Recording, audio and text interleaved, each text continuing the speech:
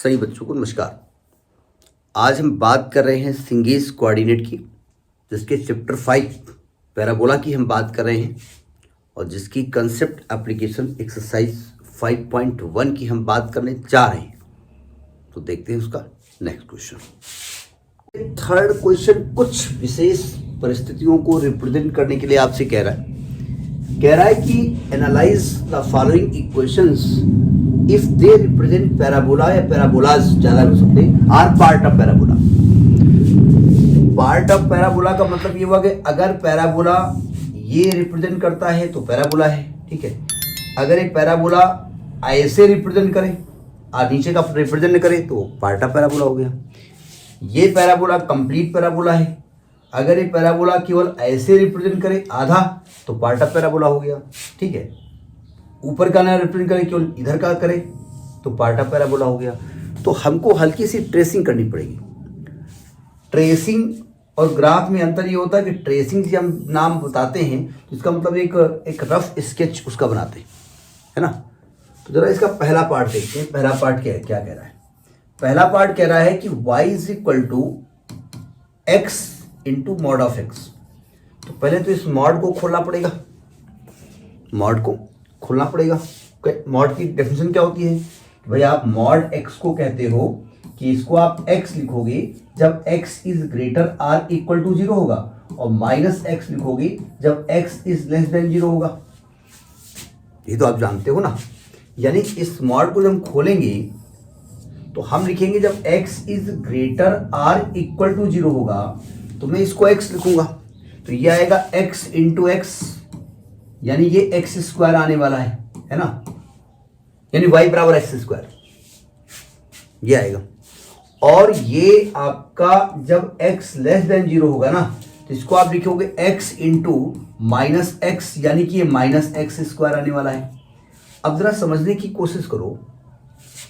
अगर मैं पैराबोला पहला लेता हूं y is equal to x square तो आपको देखने में तो अच्छा लग रहा होगा। ये y is equal to 4x sorry y is equal x square parabola कैसा होता है? आपने पढ़ा है x square is equal to 4ay, याद है ना। तो ये पैराबोला कुछ ऐसा बनता था ना, ऐसा बनता था ना। यानी ये x के निगेटिव में भी है और पॉजिटिव में भी है। लेकिन भैया ये कह रहे हैं ग्रेटर देन 0 पे केवल इधर हम लेंगे, तो ग्रेटर देन 0 पे ये लेंगे। तो इसका मतलब ग्रेटर देन 0 पे जो आप लिखोगे तो यानी कि ये पैराबोला आपका इधर का पार्ट होगा, y is equal to x square इस पार्ट में रहेगा, इस पार्ट में रहेगा नहीं। गलत तो नहीं कह रहा हूं भाई। y is equal x square is equal to 4ay, ये भी ऐसे लिखा हुआ है, x square is equal y कर दो तो वो तब होता है जब ये ऐसे बनता है। लेकिन ये x के निगेटिव में भी है और पॉजिटिव में भी है। लेकिन आपसे पहले कह रहा है कि भाई पॉजिटिव में भी ये होगा केवल, तो यानी ये तो पार्ट हो गया। एक दो पैराबोला है, एक पार्ट ये हो गया। दूसरा देखिए, दूसरा इसमें जो इक्वेशन आपका बनाई एक ही में, दूसरा इक्वेशन कह रहे हैं y is equal to minus x square. ऐसे कर दो x square is equal to minus y. तो जो आपका x square is equal to minus 4ay था वो पैराबोला आपने जानते होंगे वो ऐसे बनता है। लेकिन फिर यहां दिक्कत है, ये कह रहे हैं भाई ये वाला तभी होगा जब x लेस देन 0 होगा, यानी इधर के पार्ट में होगा, इधर के पार्ट में नहीं होगा। यानी ये पैराबोला इधर आने वाला है, ये आने वाला है y is equal to minus x square. तो ये पैराबोला बनेंगे। तो कैसे बनेंगे? तो आप कहेंगे question represent two parabolas as shown in this figure. ये दो पैराबोला को रिप्रेजेंट करता है, दो पार्ट ऑफ पैराबोला। मतलब फर्स्ट पार्ट ऑफ पैराबोला, ये सेकेंड पार्ट ऑफ पैराबोला। मतलब नियमतः जो है वैसे ये अगर मैं बात करूं तो ये ऐसे आपको दिमाग में ये ऐसे होना चाहिए, ये वाला ऐसे होना चाहिए। लेकिन ये कह रहे हैं कि भैया जब इधर की जब मैं बात करूंगा इस वाले पैराबोला की तो ये वाला एग्जिस्ट नहीं करता निगेटिव ऑफ एक्स में, और जब इस पैराबोला की बात करूंगा तो ये वाला एग्जिस्ट नहीं करता पॉजिटिव वैल्यू ऑफ एक्स पे। तो आप लिखेंगे it will represent a pair of parabola half part of parabola. तो ये फर्स्ट पार्ट ऑफ पैराबोला, ये सेकेंड पार्ट ऑफ पैराबोला। तो फर्स्ट पार्ट इसका ए पार्ट समझ में आया कि नहीं आया? ठीक है। अब जरा सेकेंड पार्ट देखो। अब बी पार्ट कहता है कि भैया x is equal to under root minus y. पहली बात एक बात ध्यान रखिएगा, रूट की वैल्यू हमेशा 1 निकलती है। जैसे मैं आपसे कहूँ √4 की वैल्यू क्या है, तो आप बचपन से पढ़ते आते हैं कि भैया इसकी वैल्यू +-2 होती है। ये गलत धारणा है, ये गलत है। गलत कैसे हो गया? बढ़िया है मास्टर, अच्छा है, सही है। सही नहीं है, सुनो कहने सही है। अगर मैं आपसे कहूँ x √4 और आप कहेंगे इसकी वैल्यू x की वैल्यू +-2 होगी, ये बताओ यहाँ x की डिग्री कितनी है? 1 है। तो जिसकी डिग्री 1 है उसकी 2 वैल्यू कैसे हो सकती हैं? क्वाड्रेटिक की 2 होती है ना, इसलिए रूट की वैल्यू हमेशा 1 होती है, पॉजिटिव। अब आप कहें ये कंसेप्ट कब होता है? ये तब होता है अगर मैं आपसे कहता कि x² = 4, then find value of x, तब आप कहते हैं +-√4, तब आप कह सकते हैं। तो यानी ये रूट की वैल्यू 1 निकलने वाली। पहली बात ये समझ लीजिए आप कि रूट की वैल्यू यहाँ पर 1 निकलने वाली है ना। अब जरा समझिएगा, अब आप कहेंगे भाई ये तो गड़बड़ है, रूट के अंदर नेगेटिव आ गया। तो रूट के अंदर नेगेटिव आएगा तो इमेजिनरी हो जाएगा, पैराबोला एग्जिस्ट नहीं करेगा। नहीं भाई, मैं एक काम करता हूं, मैं कहूँगा भाई ये वैल्यू y ≤ 0 के लिए तो हो जाएगा ना। अगर मैं y की वैल्यू 0 करता हूं तब वैल्यू निकल आएगी, अगर y की वैल्यू नेगेटिव रखता हूं तभी निकल आएगी। वैल्यू तो एक ही निकलने वाली है ना। तो इसको हम खोलेंगे तो ये आएगा x² = -y, कब? when y is less r = 0। Have you got it? मैंने ये क्यों लिखा? अब आप कहेंगे भाई ये बताइए, ये तो दिया नहीं गया है, आप जबरदस्ती घुसेड़ दिया उसके अंदर, नहीं दिया गया है। लेकिन अदरवाइज ये तो इमेजिनरी हो जाएगा। हम ये जानते हैं कि अगर नेगेटिव y हो जाएगा then the square root value will be positive, then we can find the value of square root. Logic समझ में आया ना मैंने क्यों लिया? तो इसका मतलब ये वाला पैराबोला पहचानते हैं तो आप हाँ बहुत आसानी से x² = 4ay होता है और ये -4ay, तो ये पैराबोला कुछ ऐसा बनता है, ऐसा बनता है, बन जाएगा। लेकिन उन्होंने कहा देखो भैया ये वैल्यू कब होगा? ये वैल्यू तब होगी जाकर के, सही गलत बना रहा हूँ क्या? सही बना रहा हूँ। ये वैल्यू तब होगी y is less than 0 के लिए। एक वैल्यू होगी y is less than 0, ठीक है। यानी कि ये वाला पार्ट यहाँ आएगा, y = या x² = -y। समझ में बात आ रही नहीं आ रही? आ रही ना। एक्चुअली में अभी भी समझ नहीं आ रही तो ये क्या करो, एक्चुअली में यहाँ पर जब y का मान रखेंगे ना तो x पॉजिटिव आना चाहिए। मैं थोड़ा सा बोल गलत गया शायद। अगर मैं y की वैल्यू नेगेटिव रखूंगा तो आप कहेंगे भाई इस वाले पार्ट में भी तो y नेगेटिव रहेगा ना। y नेगेटिव रहेगा लेकिन इस वाले पार्ट में जो x निकलेगा वो नेगेटिव निकलेगा और इस वाले पार्ट में x निकलेगा पॉजिटिव निकलेगा।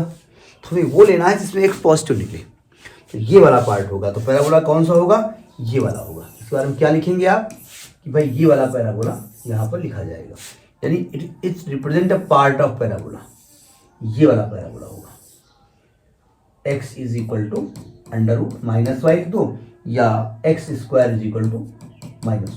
नहीं, देखने में तो ये लगता है कंप्लीट होना चाहिए, लेकिन यहाँ पर y less than 0 ये नहीं बताता है कि इधर का पार्ट नहीं रहेगा, क्योंकि इधर के पार्ट में भी y नेगेटिव ही रहेगा लेकिन x पॉजिटिव आना चाहिए ना, तो इसलिए वाला पार्ट ले रहे हैं।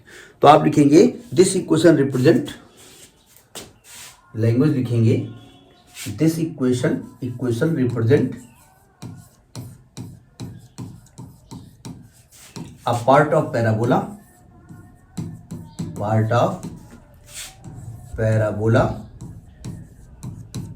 lying in fourth quadrant। समझ में बात नहीं आई? तो ये आपका सेकेंड पार्ट हो गया, ठीक है। तो सी पार्ट क्या कह रहा है? सी पार्ट का इक्वेशन है x² = y⁴।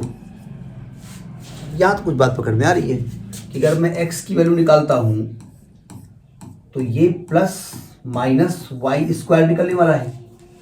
अब तो प्लस से आएगा ना, यानी कि एक पैराबोला y² = +-x आ जाएगा, यानी y² = 4x पढ़ा है ना। तो यानी ये पैराबोला ये वाला भी होगा और ये वाला भी होगा, दो पैराबोला होंगे ना। तो आप लिखेंगे इट विल रिप्रेजेंट 2 पैराबोलास, ठीक है। इक्वेशन रिप्रेजेंट 2 पैराबोलास, लैंग्वेज लिख लेंगे ना, इक्वेशन रिप्रेजेंट 2 पैराबोलास। अब जरा इस डी पार्ट के बारे में बात कर लेते हैं। वो डी में दिया गया है x और y की वैल्यू तो अजीब तरीके से दी हुई है। देखो डी पार्ट के बारे में बात करते हैं। इसमें x दिया है e टू पावर t और 2t इज इक्वल टू दिया है log y to base e। जरा समझने की कोशिश करो, नहीं अब मत समझने की कोशिश करो, थोड़ी बात समझने की कोशिश करो। पहली बात, y की वैल्यू निगेटिव के लिए ये डिफाइंड नहीं होता है, यानी यहां पर y निगेटिव नहीं हो सकता, y पॉजिटिव रहेगा, पहली बात तो ये माने।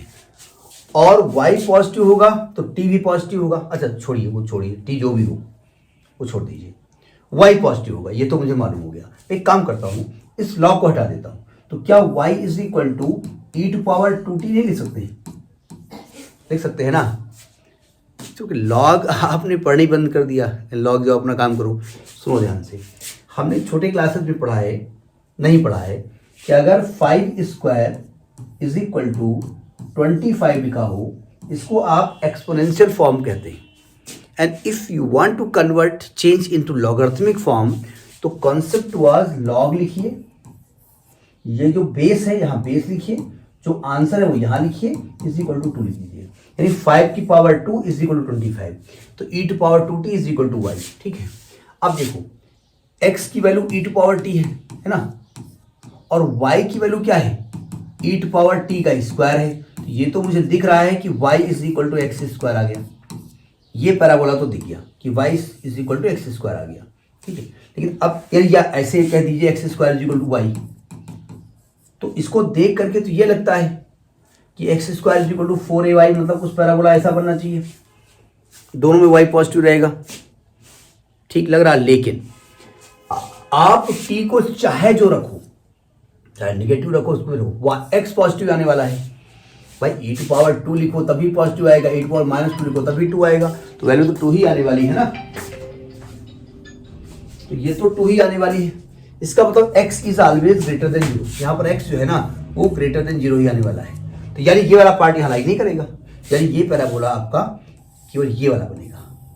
तो आप लिखेंगे it represent a part of parabola, it represent